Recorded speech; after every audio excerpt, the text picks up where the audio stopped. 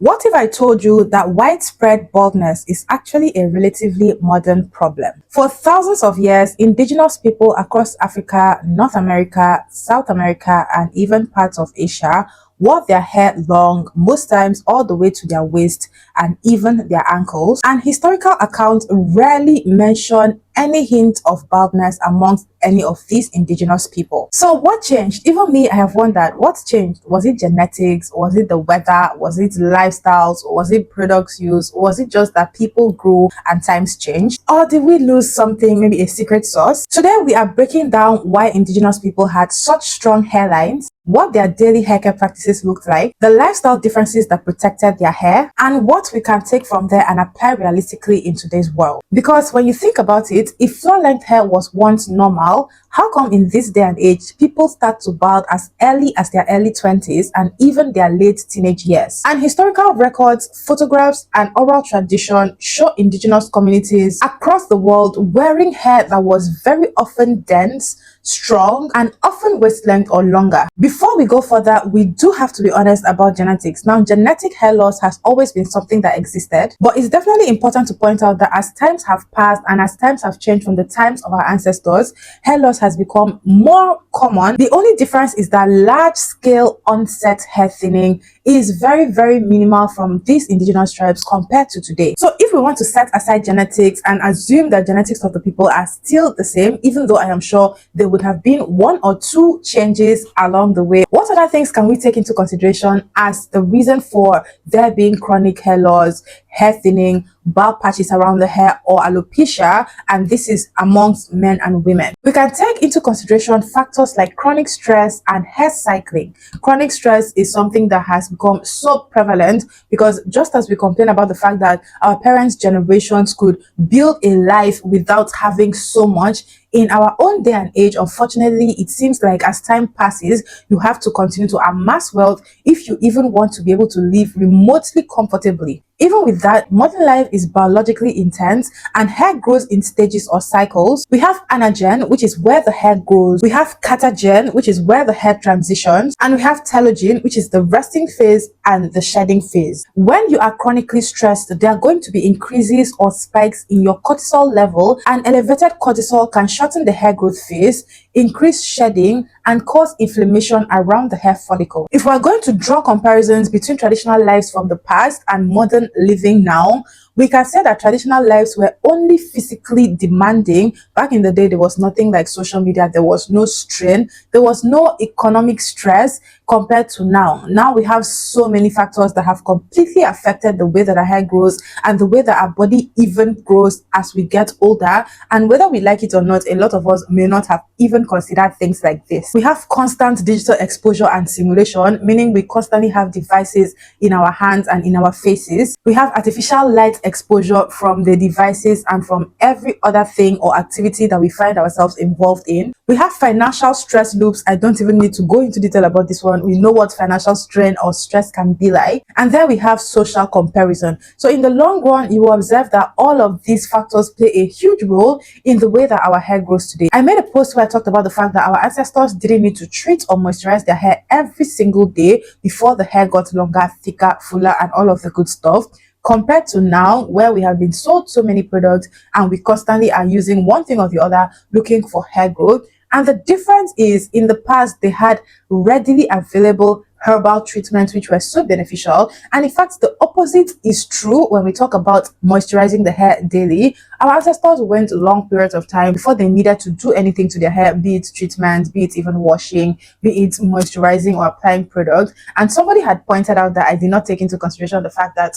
weather and climate has changed. Yes, I took that into consideration. In fact, I do feel as though the change in weather and climate is one of the biggest contributing factors to the deterioration of the health of the hair amongst people in this day and age. And another thing you have to understand is that hair is a very sensitive tissue. Hair does not waste any time to grow, but it also does not waste any time to get damaged, to break off, or to just become something that it's not in its natural state, which is why you can grow your hair out for years and years, and the slightest mistake will set you back all of those years so that it will seem as if you are going to start from scratch. A very good example is those of us who go to get silk presses. Silk presses are fun while they last, but it can be very hard for you to get your hair back to its original curly state if excess heat was applied to the hair to straighten it out the way a silk press is typically done. After that, we have cleansing practices. Now, this one has had a very huge impact in how hair care has changed, because the way you cleanse your hair is essentially what is going to open up your hair to accepting moisture and retaining moisture. Now, back in the day, they didn't have commercial shampoos. They used more of Ayurvedic treatments. They used herbal rinses. They used clay-based cleansers. And washing the hair was an occasional thing. They also used natural oils gotten from herbs, gotten from plants, gotten from seeds, or gotten from animal fat for conditioning. A very good example of this is ghee. It is used to condition the hair, to keep the hair moisturized, and to keep the hair in healthy condition. Another good example is shea butter. So we have things like this which have been used for centuries before we were ever introduced to products that were refined. Coming down to the application of these treatments or cleansers or moisturizers or sealants, they were not applied to the hair every single day. The hair was not washed every single day. It was not moisturized every single day. It was not manipulated every single day. And so because of this, the hair was not stripped of nutrients every single day. For you to understand how the scalp works, stripping the scalp means you're going to be removing sebum. The scalp produces sebum for its own protection, for antimicrobial support, and for moisture regulation. Now, frequently washing your hair, as we do in this day and age, means you're going to be using shampoos, and most times these shampoos are actually shampoos that contain harsh chemicals. They may contain sulfates, which is one of the ingredients we are warned about. Imagine using these products every other day. If you're not using them as infrequently as once or twice a month, you're literally going to be stripping your hair down. And if you're not moisturizing properly after cleansing, you know what happens. So there are ways you can strategically use these products. You can incorporate them into your routine, and you can make them out to be very balanced. They still work well for your hair, but you still need to pick the product very carefully so that they agree with your hair porosity, your hair texture, and your hair type. Then we are going to go into low manipulation of the hair. This is something that I always come back to. If you want long, thick, full, healthy hair, the way that our ancestors, the way that the indigenous people had it, then you need to reduce manipulation. As much as we want to enjoy our hair, to rock our hair in whatever state we prefer, in the long run, you have to consider that if you want your hair to get to a certain stage, low manipulation is going to get you there. Keeping your hands out of your hair is going to get you there. Making hairstyles that don't cause friction between your hair strands or your scalp is going to get you there. And also being infrequent with high tension protective styles is going to get you there. Traditional hairstyles often involved braiding or twisting the hair, wrapping the hair. Even if the hair wasn't wrapped around itself, it was typically wrapped in things like clay, or it was wrapped in thread, but this wrapping kept the hair protected. And because of all of this wrapping and all of the process involved, the hair was not manipulated daily. That is the highlight of low manipulation. And you know what this means? When there is reduced manipulation, it means there is less friction. From less friction, we have less breakage, less tension on the hair follicles, which gives the hair time to grow out, to even out, and to be well balanced. Today, unfortunately, we brush aggressively, whether we are doing it by ourselves or we are going to the salon. And even more unfortunately, the people in the salon till today still don't seem to care so much about natural hair care. Unless you're going to a salon that is specifically for natural hair care, you will have to constantly tell them to be careful. You will have to constantly watch what they are doing, watch the tools that they use, watch how they manipulate your hair, just so that you come out at the end of the salon session with your hair intact. And this is the most important point I am going to highlight today: nutrient density. Believe it or not, the people from back in the day actually had healthier diets than we have available to us today.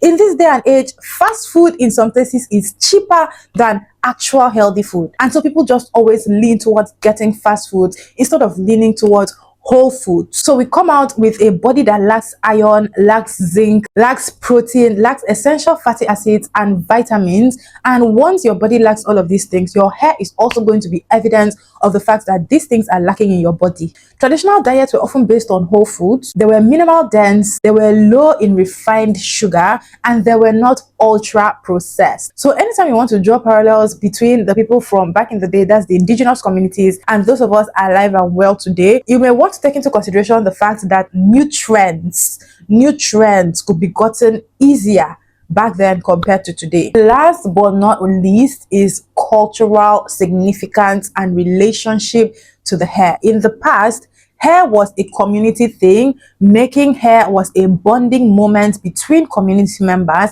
They sat down together to treat their hair, to style their hair, to care for their hair. But in this day and age, whether we like it or not, we've actually gone farther apart from dealing with hair in a community manner. And so we have people who treat their hair however they want, according to whatever is trending. There is this discourse that lace wigs and frontal wigs that are so harsh on the hair and scalp were not meant to be so accessible to the everyday woman. They were supposed to be a celebrity thing to enhance the look of celebrities. While I actually see where that is relevant, it's also important to point out that just as times have changed, hairstyles have also changed, workplace ethics have also changed, what is allowed in society has also changed. And even though we have done a lot of work to move away from discriminating against the texture of hair, we still have a long way to go, because in society today there are certain pressures that come from you wearing your hair a certain way. In some parts of the world, and even some parts of Africa today,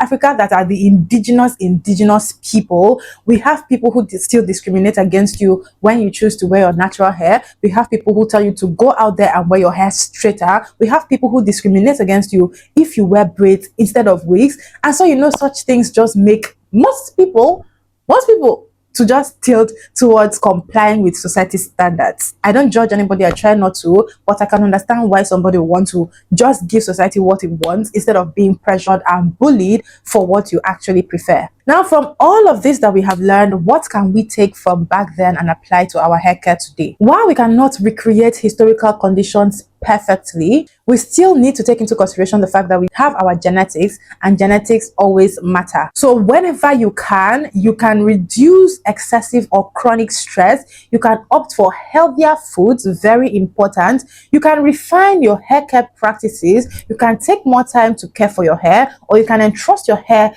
into a professional's hands. You can reduce manipulation, and then you can try your very best to be consistent with the little that you have. When it comes to hair care, habits are always the priority. These little habits that you're doing, which you think have no effect on how your hair turned out, actually have more of an effect than you think. And if you stick more with healthier habits, your hair is going to look healthier and you're going to be better for it, which is where my 30-day hair growth challenge comes in. I've already done all the work of looking for the routines that you're going to follow, which are super easy and can be followed by anybody, regardless of how busy you are. And I've also done the work of looking for the easiest homemade hair products that you can make, so that you know that all of the ingredients you're using are healthy because you made them yourself.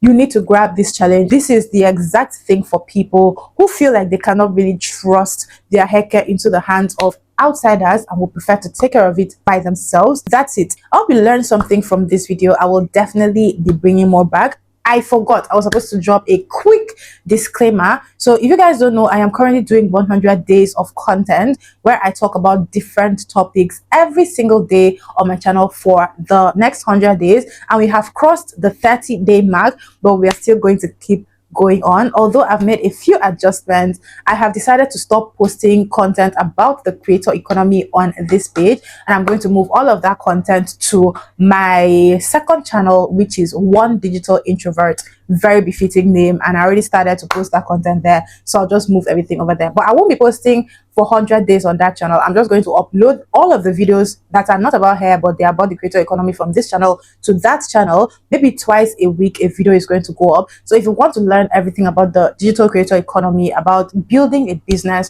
from the comfort of your home as a digital creator or a digital person, then head over to that channel. Make sure you're subscribed. Make sure you stay subscribed so that you can learn. I'm going to be sharing so much, and I feel like this is the push that I needed to be more active on that channel instead of just posting content that is different from the hair niche on this channel. So the reason I decided to stop posting that other niche here is because it's actually messing with my analytics. If you look at my views recently, the views have been pretty low. While I still work on improving my views, I need to make sure that I'm focused on posting about hair, and I can't afford to have videos that are performing way below average mixed up with the videos that are performing well. It kind of just tilts the algorithm away from my favor, and I don't like that. So I'm just going to go back to posting hair content here. I can never run out of content, and if I run out of content, I'll figure it out. But I know I can never run out of content as long as it is hair and as long as people keep asking questions. There is always something to talk about. Thank you guys so much for watching this video. I will see you in the next one.